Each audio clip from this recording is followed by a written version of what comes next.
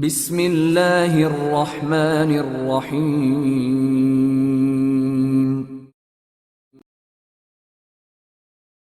Inventory grip Imran series मुसन्निफ मजहर करीम M.A। Safdar, Tanveer और Julia कमरे में बैठे बातों में मसरूफ थे कि कॉल बेल बजने की आवाज सुनाई दी। ओह, नौटरान आया होगा, जूलिया ने चौंक कर कहा। मैं जाता हूं, तनवीर ने सोफे से उठते हुए कहा और फिर तेज कदम उठाता कमरे से बाहर की तरफ चल पड़ा। लेकिन जैसे ही वो गैलरी की सीढ़ियां उतरकर लॉन की तरफ बढ़ने लगा ताकि आगे जाकर फाटक खोल सके, अचानक इसकी नजरें गैलरी की साइड में पड़े हुए एक छोटे से बटन पर पड़ी जिसमें से हल्की हल्की जू की आवाजें सुनाई दे रही थीं। तनवीर ये बटन देखते ही बुरी तरह उछला और बजाय आगे बढ़ने के वो तेजी से वापस उसी कमरे की तरफ दौड़ पड़ा जहां जूलिया और सफदर बैठे थे। इसे इस तरह कमरे में दाखिल होते देखकर वो दोनों चौंके ही थे कि तनवीर ने होठों पर उंगली रखकर जल्दी से उन्हें खामोश रहने का इशारा किया और फिर साइड में इस पर रखे पैड पर इसने जल्दी से लिखा कि बाहर गैलरी के पास इंतहाई ताकतवर माइक्रो वीडियो ट्रांसमीटर बटन ना सिर्फ मौजूद है बल्कि ऑन है और हमारी सारी बातें यकीनन सुनी जा रही हैं। मिस जूलिया, तनवीर को गए हुए काफी देर हो गई है, मेरे ख्याल में हमें खुद देखना चाहिए, सफदर ने सर हिलाते हुए बड़े नॉर्मल अंदाज में कहा। वो बातें करने लग गया होगा, बहरहाल आओ देखते हैं। जूलिया भी सिचुएशन समझ गई, उसने भी इसी लहजे में जवाब दिया और फिर वो दोनों तेजी से फर्श पर कदम मारते हुए बाहर की तरफ चल पड़े, जबकि तनवीर दबे पांव चल रहा था ताकि उसके कदमों की आवाज सफदर और जूलिया के कदमों की आवाज में दब जाए, और वो दोनों भी इसलिए मामूल से ज्यादा जोर से कदम रख रहे थे। आते हुए तनवीर भी खास तौर पर एहतियात की थी कि उसके कदमों की आवाज ना उभरे। क्या हुआ तनवीर, तुमने फाटक नहीं खोला? गैलरी में पहुंचकर सफदर ने इस बटन को देखते हुए ऊंची आवाज में कहा, जबकि इस दौरान तनवीर सफदर के इशारे पर आहिस्ता सा कदम उठाता हुआ आगे बढ़ गया था। तस्मा खुल गया था, वो बांध रहा था, तनवीर ने दूर जाकर ऊंची आवाज में कहा और फिर तेज कदम उठाता फाटक की तरफ बढ़ गया। उसे फाटक की छोटी खिड़की खोली और बाहर चला गया। आओ जूलिया, कमरे में चलें, नौटरान वहीं आ जाएगा। सफदर ने जूलिया को उकबी तरफ जाने का इशारे से आंख से इशारा करते हुए कहा। तुम चलो, मैंने जरा बाथरूम जाना है, जूलिया ने कहा और तेजी से वापस मुड़ गई, जबकि सफदर घूमकर साइड से होता हुआ उकबी तरफ बढ़ गया। पाए बाग में पहुंचते ही वो उकबी दरवाजे की तरफ बढ़ा जो अंदर से बंद था। सफदर ने आहिस्ता से कुंडी खोली और फिर पहले सर बाहर निकालकर इधर उधर देखा। जब उकबी गली में इसने किसी को भी ना देखा तो वो दरवाजा क्रॉस करके बाहर गली में आ गया। उकबी गली से वो दाएं हाथ पर मौजूद साइड गली के किनारे पर आकर रुक गया और फिर उसे सर आगे करके जैसे ही साइड गली से दूसरी तरफ झांका, वो बुरी तरह चौंक पड़ा। उसने सामने सड़क पर 4 मुसल्लह अफराद को सड़क क्रॉस करके कोठी की तरफ आते देखा। उनके हाथों में ऐसी साख्त की गनें थीं जो आमतौर पर बेहोश कर देने वाले कैप्सूल फेंकने के काम आती हैं, और उसके साथ ही वो सारी सूरत हाल को समझ गया। वो बिजली किसी तेजी से वापस मुड़ा और फिर दरवाजा खोलकर वो अंदर आया ही था कि उसे नौटरान, जूलिया और तनवीर को इधर आते हुए देखा। वो शायद सफदर का पता करने आ रहे थे। सफदर ने तेजी से हाथ हिलाकर उन्हें अपनी तरफ आने का इशारा किया और अभी वो साइड से होते हुए आगे बढ़े ही थे कि यकलक साएं साएं की आवाजें फ्रंट की तरफ से सुनाई दी और सफदर ने देखा कि साइड से 4 स्याह रंग के कैप्सूल उड़ते हुए कोठी की अंदरूनी गैलरी की तरफ आ रहे थे। बाकी साथियों ने भी ये आवाजें सुन ली थी, इसलिए उन्होंने भी तेजी से मुड़कर देखा और फिर इन कैप्सूलों को गिरते देखकर वो अब तेजी से सफदर की तरफ बढ़ने लगे। कोठी के सामने के रुख पर अब दूधिया रंग का धुआं सा फैलता नजर आ रहा था और सफदर जल्दी से मुड़कर दरवाजा खोलकर बाहर आ गया और वापस इसी साइड गली की तरफ बढ़ गया। बाकी साथी इसके पीछे पहुंच गए। सफदर ने झांक कर देखा तो 4 अफराद मुड़कर सड़क की तरफ जाते दिखाई दिए। इनके हाथों में वही गनें थीं। जल्दी गली क्रॉस करके अगली कोठी के उकुप से होकर सामने पहुंचो, अब यकीनन कोठी पर रेड करेंगे, सफदर ने तेज लहजे में कहा और फिर तेजी से दौड़ता हुआ गली क्रॉस करके साथ वाली कोठी के उकुप में पहुंचकर वो और ज्यादा तेजी से दौड़ता हुआ आगे बढ़ गया। उसके बाकी साथियों ने भी इसकी पैरवी की और फिर इस कोठी की दूसरी साइड की गली में दौड़ते हुए वो आगे सड़क के किनारे पहुंचकर रुक गए। ये कौन लोग हो सकते हैं, जूलिया ने पूछा। ये यकीनन सीक्रेट सर्विस के लोग होंगे, नौटरान ने कहा और फिर से जल्दी से आगे बढ़कर साइड में झांका तो वो पूरी तरह चौंक पड़ा। ओह, ये वाकई सीक्रेट सर्विस के लोग हैं। ये इनका एक्शन ग्रुप है। ओह रामचंद, ओह तो ये रेड रामचंद की निगरानी में हो रही है, नौटरान ने होठ भेंचते हुए कहा। कौन है ये रामचंद? सफदर ने पूछा। ये सीक्रेट सर्विस का मंझा हुआ और तेज तरार सीक्रेट एजेंट है।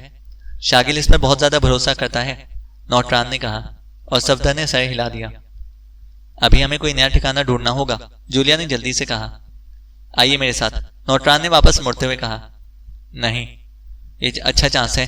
अगर हम इनके पीछे कोठी में दाखिल हो जाएं और इन्हें काबू में करके इनका मेकअप कर लें तो हम आसानी से सीक्रेट सर्विस के हेडक्वार्टर में दाखिल हो सकते हैं, सफदर ने होंठ भेजते हुए कहा।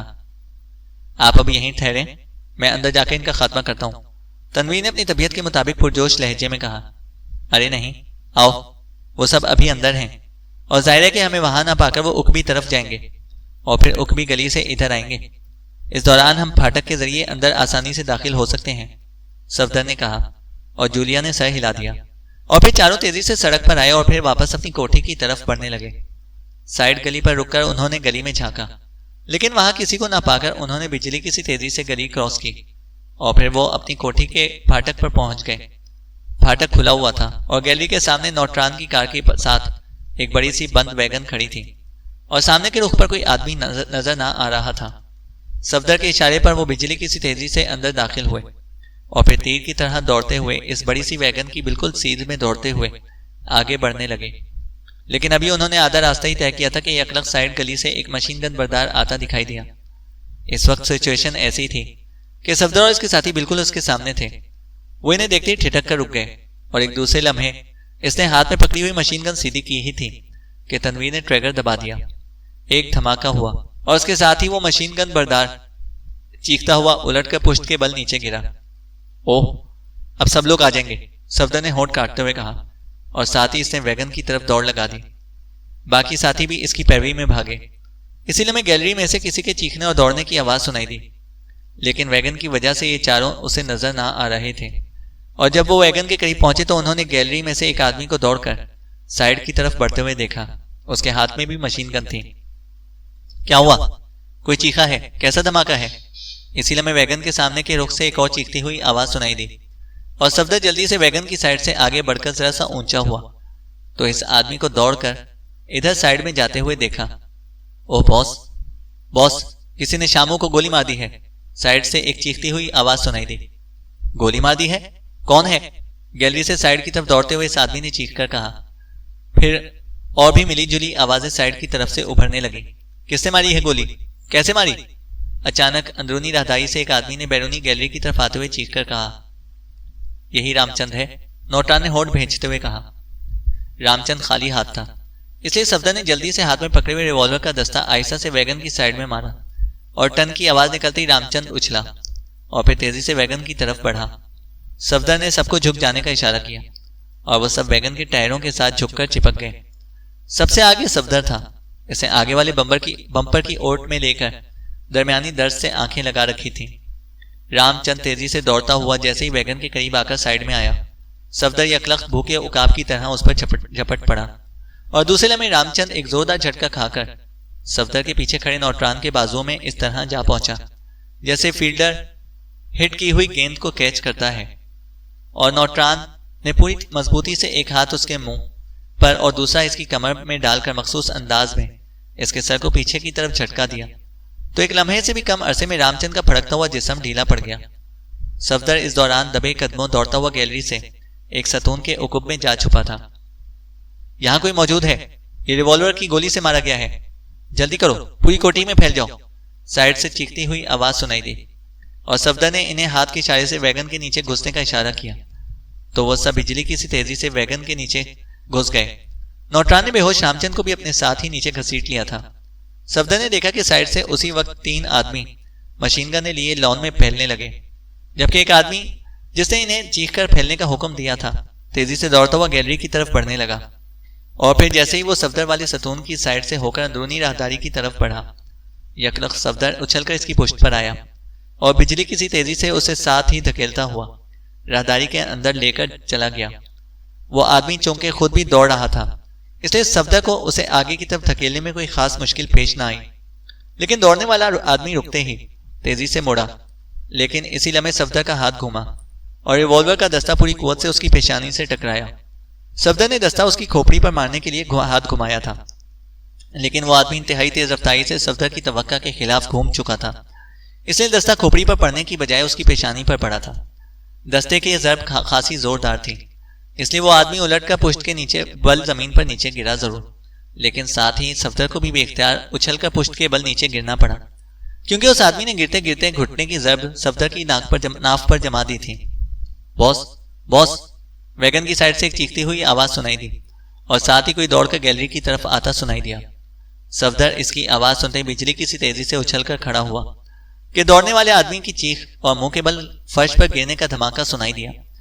वैगन के नीचे से किसी ने हाथ बाहर निकालकर दौड़ते हुए आदमी की टांग पकड़ ली थी और अचानक नीचे गिरने की वजह से उसके हाथ में पकड़ी हुई मशीन गन किसी गेंद की तरह उड़ती हुई गैलरी के फर्श पर आ गिरी और सफदर ने तेजी से झुककर उसे झपटना चाहा, लेकिन इसी लम्हे उसे उकबी तरफ से जोरदार धक्का लगा और सफदर मशीन गन समेत गैलरी के फर्श पर फिसलता हुआ बाहर बरामदे की सीढ़ियों से नीचे लॉन के फर्श पर जा गिरा।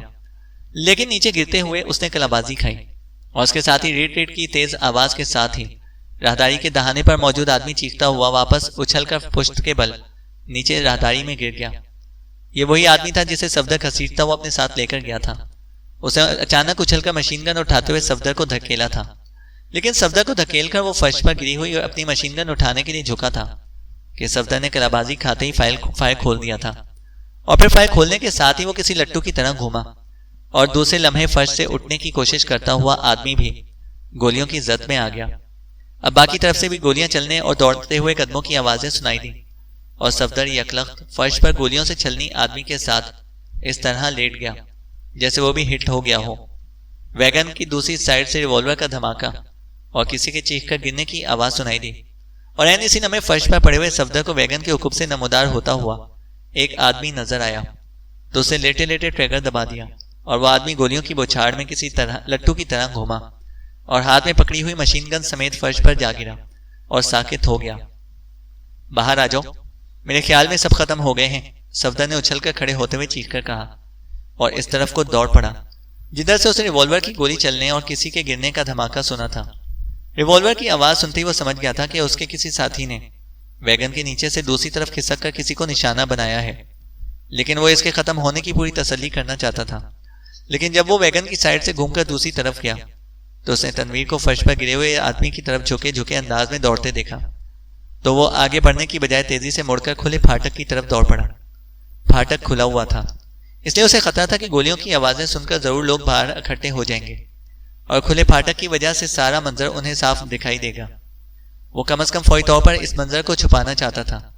चुनाचा फाटक के करीब पहुंचकर उसने तेजी से फाटक के पट बंद किए और फिर बड़ा कुंडा लगाकर उसने हाथ में पकड़ी हुई मशीन गन वहीं अंदर फेंकी और खुद छोटी खुली खिड़की से बाहर निकल आया। लेकिन बाहर निकलते हुए इसका अंदाज ऐसा था जैसे वैसे ही ताज़ा हवा लेने के लिए बाहर आया हो और दूसरे लम्हे इसके लबों पर इत्मीनान भरी मुस्कुराहट रेंगने लगी, क्योंकि इर्द गिर्द इसे ऐसा कोई आदमी दिखाई ना दिया जिसकी पोजीशन उसे मशकूक दिखाई देती। वो मजीद इत्मीनान करने के लिए टहलता हुआ आगे की तरफ बढ़ता चला गया। ये चूंकि साइड रोड थी इसलिए ट्रैफिक ज्यादातर मेन रोड की तरफ ही थी और गुजरती हुई कारें इसे साफ दिखाई दे रही थी। सफदर सड़क के किनारे पहुंचकर एक लम्हे के लिए रुका और फिर वापस मुड़ने ही लगा था कि यकलख्त ठिठक कर रुक गया। इसे इस कोने में वाली ज़ेर-तामीर कोठी की दीवार से दूसरी तरफ एक कार की झलक दिखाई दी थी। इसे आगे बढ़कर सुराख से झांका तो उसे दूसरी तरफ वाज़ेह तौर पर एक कार दिखाई दी। कार के ना सिर्फ आसपास कोई आदमी ना था बल्कि कार के अंदर भी कोई ना था। सफदर सा हिलाता हुआ आगे बढ़ा और फिर मेन रोड की तरफ से घूमकर वो इस ज़ेर-तामीर कोठी में दाखिल हो गया। चंद लम्हों बाद वो कार के करीब पहुंच चुका था। कार की ड्राइविंग सीट वाला दरवाजा जरा सा खुला हुआ था, जैसे कोई पूरी तरह दरवाजा बंद करना भूल गया हो। खिड़की भी खुली हुई थी और फिर सफदर ने जैसे ही खुली खिड़की से अंदर झांका वो बुरी तरह चौंक पड़ा, क्योंकि डैशबोर्ड के नीचे से उसे तनवीर की आवाज सुनाई दी। तनवीर कह रहा था कि सफदर न जाने कहां चला गया है। सफदर ने बर्क रफ्तारी से दरवाजा खोला और सीट पर बैठ गया। इस बटन को तो ऑफ कर दें। इसी लम्हे डैशबोर्ड के नीचे मौजूद एक छोटे से बॉक्स से न्यूट्रॉन की आवाज उभरी और फिर इस बॉक्स पर जलता बुझता हुआ बल्ब यकलख्त बुझ गया। सफदर ने एक तवील सांस ली। इग्निशन में चाबी भी मौजूद थी। सफदर समझ गया था कि इस कार में से इन्हें चेक किया जा रहा था और ये कार यकीनन इस रामचंद की ही होगी। वन एक्शन ग्रुप वाले बराह रास्त काम करने के आदी होते हैं। वो सीक्रेट एजेंटों की तरह छुपकर काम नहीं किया करते। सफदर ने कार स्टार्ट की और फिर इसे मोड़कर सड़क पर लेकर आया। चलना वो बाद ही कार कोठी के फाटक पर मौजूद थी। सफदर ने कार रोकी और नीचे उतरकर छोटी खिड़की की तरफ बढ़ा और झुककर जैसे ही इसने अंदर सर किया, इसके सर पर एक जोरदार जरब लगी और सफदर मुंह के बल खिड़की में ही गिर गया। इसी लम्हे दूसरी बार इसकी खोपड़ी पर क्यामत टूटी और सफदर के जहन पर तारीक चादर सी फैलती चली गई। मीटिंग हॉल खासा बड़ा था और इसके दरमियान रखी हुई बड़ी सी बेजबी मेज की दोनों साइडों पर कुर्सियां मौजूद थीं। एक साइड पर 6 कुर्सियां थीं, जबकि दूसरी साइड पर सिर्फ 2 कुर्सियां रखी गई थीं। हर कुर्सी के सामने एक राइटिंग पैड और साथ ही पानी का एक गिलास रुमाल से ढका हुआ मौजूद था। हॉल के दरवाजे के साथ अंदर की तरफ 2 मुसल्लह अफराद काफिरिस्तान इंटेलिजेंस की मखसूस वर्दियां पहने बड़े मुस्ताद अंदाज में खड़े थे। चलनमोबादी बंद दरवाजे की दूसरी तरफ कदमों की आवाजें उभरी और अंदर मौजूद मुसल्लह सिपाही और ज्यादा मुस्ताद हो गए। आइए फयाज साहब, वैसे मुझे हैरत है कि इस बार आपका वफद बहुत ज्यादा सुकड़ गया है। दरवाजे से एक लंबे तरंगे आदमी ने अंदर दाखिल होते हुए कहा। वो भारी जिस्म का था और इसका सर दरमियान से गंजा था और साइडों पर सफेद बालों की झालर सी लटकी हुई थी। ये काफिरिस्तान इंटेलिजेंस का चीफ राजेश विक्रम था। चूंकि कई बार पाकिस्तान मीटिंगों में आ चुका था, इसलिए ना सिर्फ फयाज इसे अच्छी तरह जानता था, बल्कि वो भी फयाज से खासा वाकिफ था।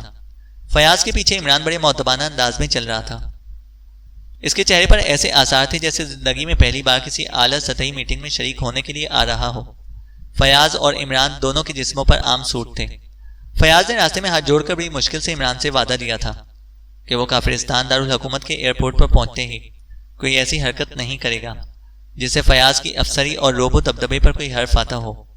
साथ ही उसने मुल्क की इज्जत व वकार के हवाले भी दिए और इमरान ने इससे वादा कर लिया था कि वो कोई ऐसी हरकत ना करेगा।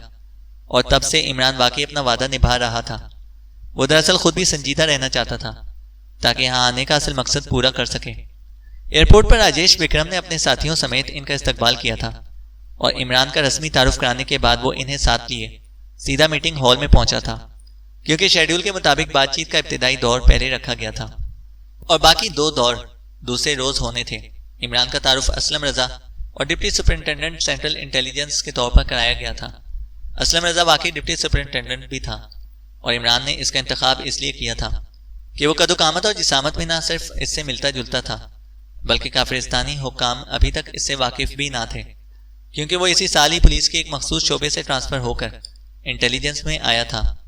इन दोनों के बारे में असूल के मुताबिक तफसीलात पहले काफिरिस्तान भेजी जा चुकी थी और इमरान को यकीन था कि काफिरिस्तान वालों ने अपनी आदत के मुताबिक पाकिस्तान में मौजूद अपने एजेंटों के जरिए इनके बारे में जरूर तस्दीक कर ली होगी। लेकिन जाहिर है कि इमरान कच्ची गोलियां खेलने वाला ना था, इसलिए असल असलम रजा को पहले ही एक पहाड़ी मकाम पर भिजवाया जा चुका था जहां वो मेकअप में रह रहा था। ये सारी कार्रवाई X2 के कहने पर सर रहमान ने खुद की थी। वैसे इन्हें मालूम था कि असलम रजा के मेकअप में इमरान सुपरिंटेंडेंट फयाज के साथ जा रहा है और उन्होंने सुपरिंटेंडेंट फयाज को इमरान के बारे में कुछ खास हिदायत भी दी थी और ये सारी हिदायत इस पॉइंट पर थी कि सुपरिंटेंडेंट फयाज इमरान के वहां जाने के असल मकसद को मालूम करके वापसी पर इन्हें तफसीली रिपोर्ट देगा। गो के फयाज जानता था कि ये काम इसके बस का नहीं, लेकिन वो इसलिए मुतमईन था कि वो मिन्नत समाजत करके और कुछ रकम देकर इमरान से इसके यहाँ आने का असल मकसद मालूम कर ही लेगा। इसे असल खतरा इमरान की जबान से था और गो इमरान ने इसे एयरपोर्ट लाउंज से लेकर पूरे रास्ते बेपनाह जिच किया था, लेकिन अब वो बेहद संजीदा और कम गो बना हुआ था। दरअसल कुछ दफ्तरी वजूहात की बिना पर ऐसा हुआ है। फयाज ने राजेश विक्रम से की बात का जवाब देते हुए कहा, औरतों की कोई मजबूरी नहीं, लेकिन हम दोनों को जरा रकम की जरूरत थी, इसलिए सर ने फैसला किया कि पूरे वफद का TADA हम दोनों वसूल कर लेंगे। इससे मीटिंग भी हो जाएगी और हम दोनों की जरूरत भी पूरी हो जाएगी। इमरान ने पीछे से बड़े संजीदा लहजे में फयाज की बताई हुई मजबूरी की वजाहत करते हुए कहा और राजेश विक्रम के साथ साथ बाकी अफराद भी इसकी बात सुनकर बेख्तियार हंस पड़े। खामोश रहो तुम, फयाज ने इंतहाई गुस्सीले लहजे में मुड़कर इमरान से कहा और इमरान ने बेख्तियार ना सिर्फ होंठ भेज लिए बल्कि एक हाथ भी रख लिया।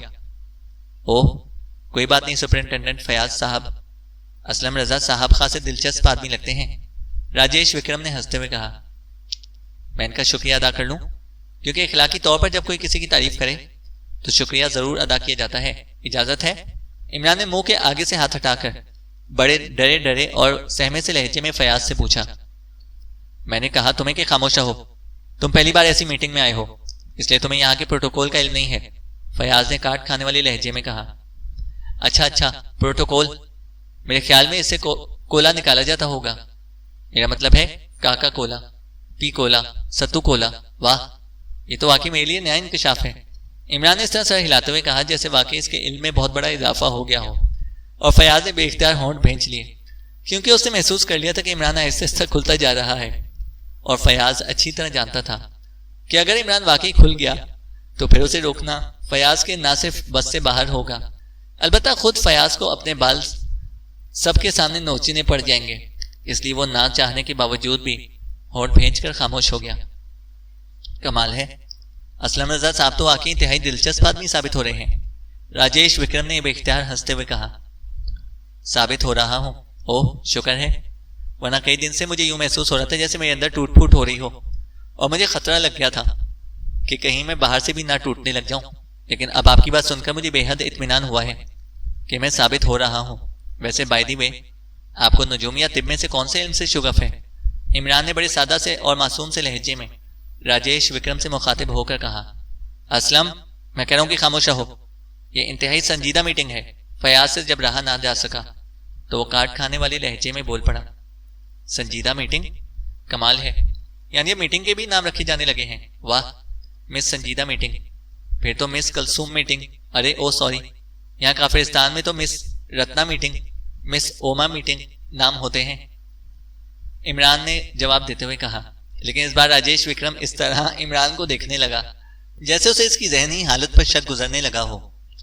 तशरीफ रखिए, ये रस्मी सा दौर है, आप भी थके हुए होंगे, इसलिए बेहतर है कि इसे जल्द से जल्द खत्म हो जाना चाहिए।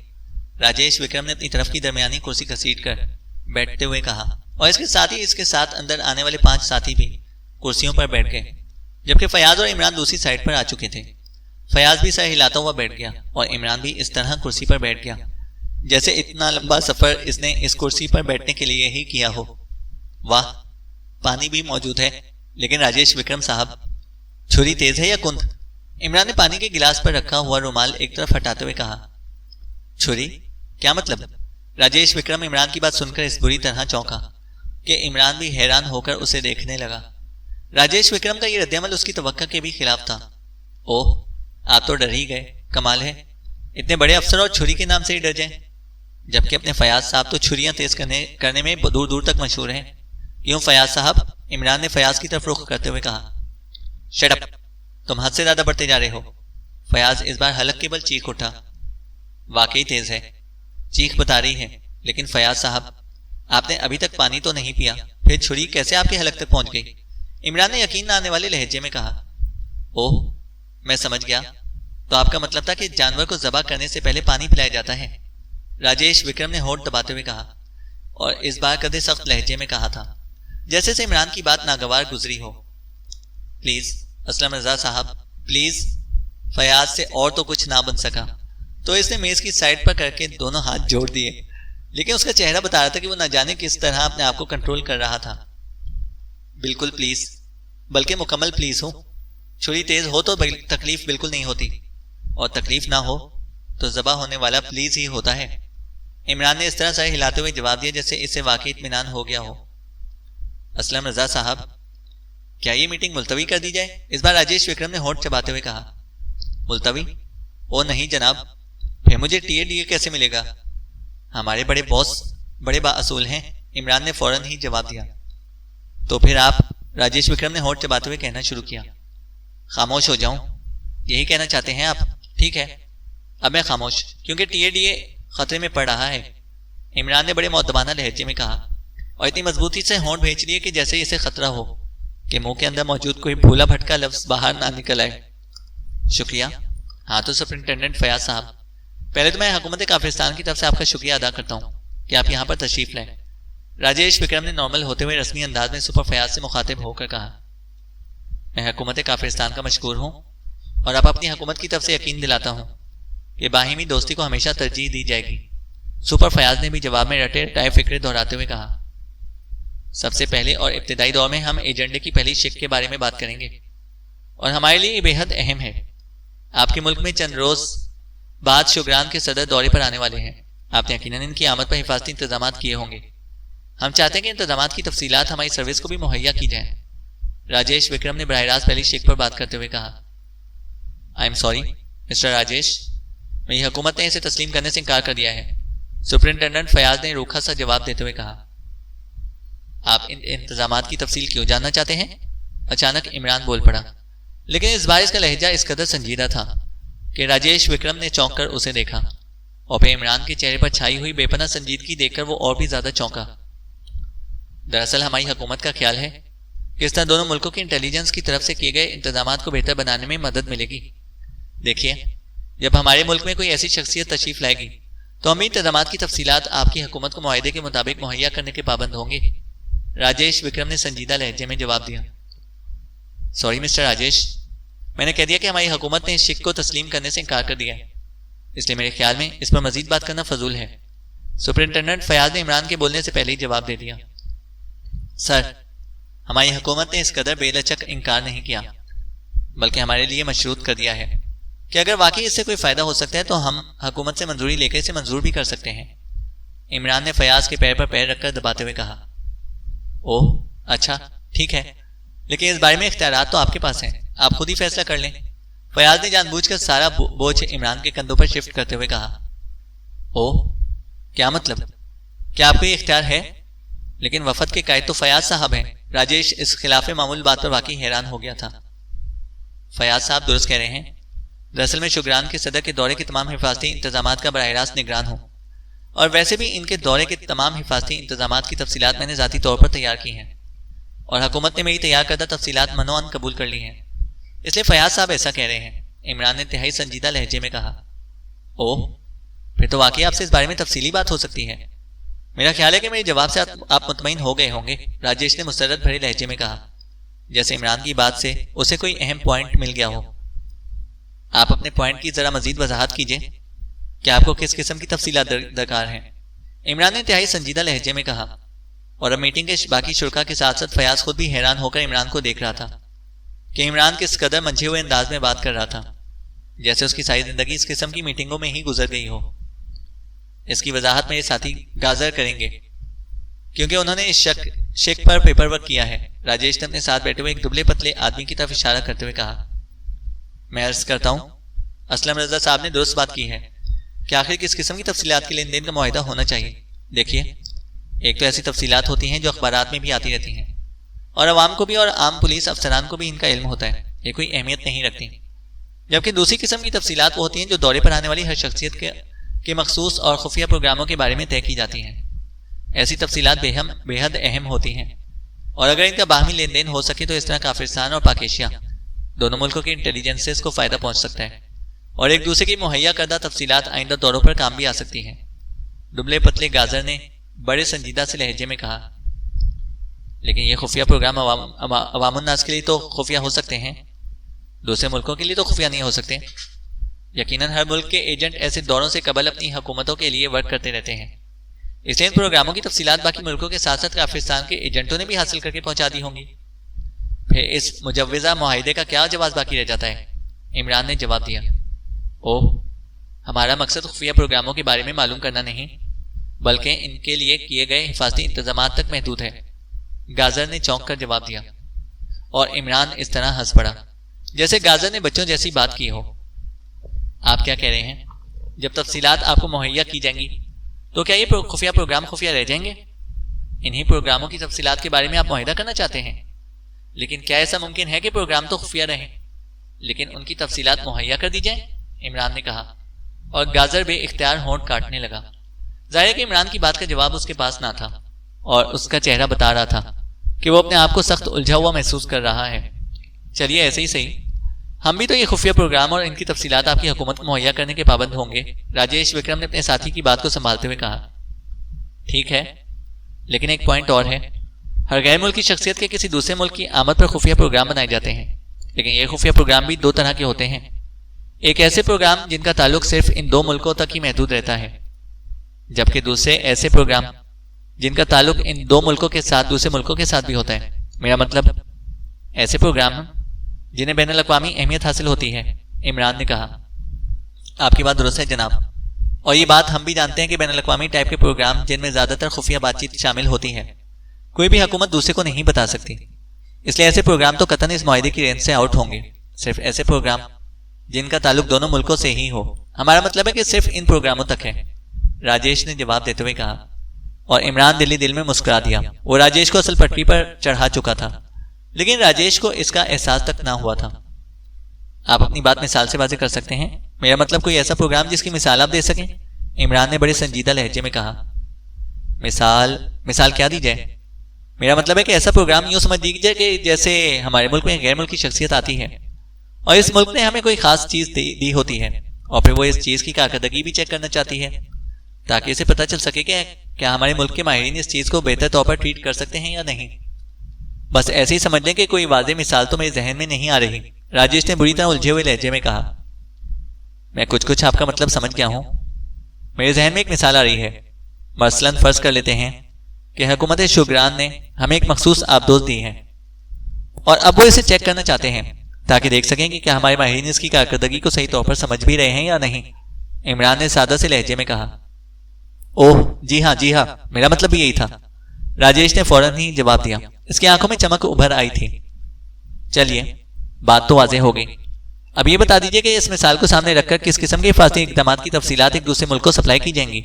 इमरान ने कहा। फयाज अब बिल्कुल खामोश बैठा था और उसके अंदाज से यूं लग रहा था जैसे असल वफद तो सिर्फ इमरान हो और वो बस सिर्फ सैर करने के लिए उसके साथ आ गया हो। वैसे वो दिल में सोचा था कि ये अच्छा हुआ कि इमरान उसके साथ आ गया, वरना इस किस्म की उलझी हुई बातें कम अज कम उसके बस से बाहर हैं। ओह, ये बात तो वाकई सोचने की है। हमारा मतलब है कि मिसाल के तौर पर वो गैर मुल्की शख्सियत किस वक्त आबदोज में पहुंचेगी, किस वक्त वापस आएगी और इनकी हिफाजत के लिए क्या क्या मुमकिन इंतजाम किए जा सकते हैं। राजेश विक्रम की हिचकिचाहट बिल्कुल फितरी थी, क्योंकि उसने वाकई ना सोचा था कि इस कदर गहराई में भी मुज़ाकरात किए जा सकते हैं। जहां तक वक्त का मसला है वो तो बताया जा सकता है, इसमें कोई हर्ज नहीं। जहां तक हिफाजती इंतजाम का ताल्लुक है वो सब बताए जा सकते हैं, क्योंकि बहरहाल ये तकरीबन मिलते जुलते हुए हैं, लेकिन मकाम नहीं बताया जा सकता। ये बहरहाल खुफिया रहना चाहिए। मेरे ख्याल में इन पॉइंट्स पर मुआहिदा हो सकता है। इमरान ने सर हिलाते हुए कहा।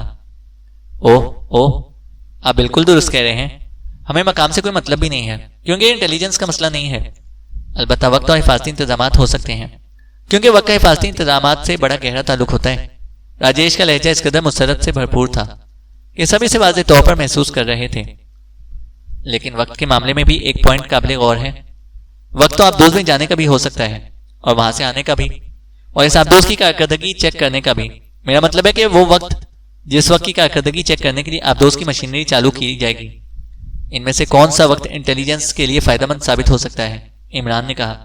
उसके जहन में एक खाका सा उभर आया था और अब वो इस खाके को जहन में रखकर बात को आगे बढ़ा रहा था। हमारा ताल्लुक सिर्फ जाने और वापस आने के वक्त से ही हो सकता है। हमें कारकर्दगी चेक करने वाले वक्त से क्या मतलब हो सकता है? राजेश ने कहा। ओह, फिर ठीक है, ओके। मैं आज रात हुकूमत से तफसीली बात करके कल के दौरे में इस बारे में मजीद बात कर सकूंगा। मेरे ख्याल में हमारी आज की बातचीत का जरूर कोई मस्बत नतीजा निकल आएगा, इमरान ने सर हिलाते हुए कहा। लेकिन अब इसकी आंखों में उलझन के तासुरात उभर आए थे, क्योंकि राजेश का आखिरी जवाब इसके खाके में फिट ना बैठता था। ओह, थैंक यू मिस्टर असलम रजा। मुझे खुशी है कि आज की बातचीत इंतहाई मुफीद और मस्बत रही है और अब इस इब्तिदाई दौर को खत्म किया जा सकता है। कल दूसरा दौर होगा, राजेश ने कहा और कुर्सी से उठ खड़ा हुआ। शुक्रिया। वैसे अब हमारा टीएडीए तो पक्का हो गया है। मुझे तो इस बात पर खुशी हो रही है, इमरान ने उठकर मुस्कुराते हुए कहा और राजेश विक्रम एक बार फिर हंस पड़ा। आपकी रिहाइशगाह का हमारी हुकूमत की तरफ से खुसूसी बंदोबस्त किया गया है। आइए मैं आपको वहां पर छोड़ाऊं, राजेश ने मुस्कुराते हुए कहा और दरवाजे की तरफ बढ़ गया। वहां खाने को भी कुछ मिलेगा? मेरी तो सारी आंतें सिर्फ एक ही लफ्ज का विरोध कर रही हैं और वो लफ्ज आप जानते ही होंगे, इमरान ने कहा। ओह, यकीनन यकीनन, राजेश ने हंसते हुए कहा और फिर वो इन्हें साथ लेकर मीटिंग रूम से निकला और राहदारी क्रॉस करके पोर्च में आ गया, जहां एक जदीद मॉडल की सैलून कार मौजूद थी। चैनल को सब्सक्राइब करें और बेल आइकन को प्रेस करें ताकि हमारी हर अपडेट आपको बर वक्त मिल सके।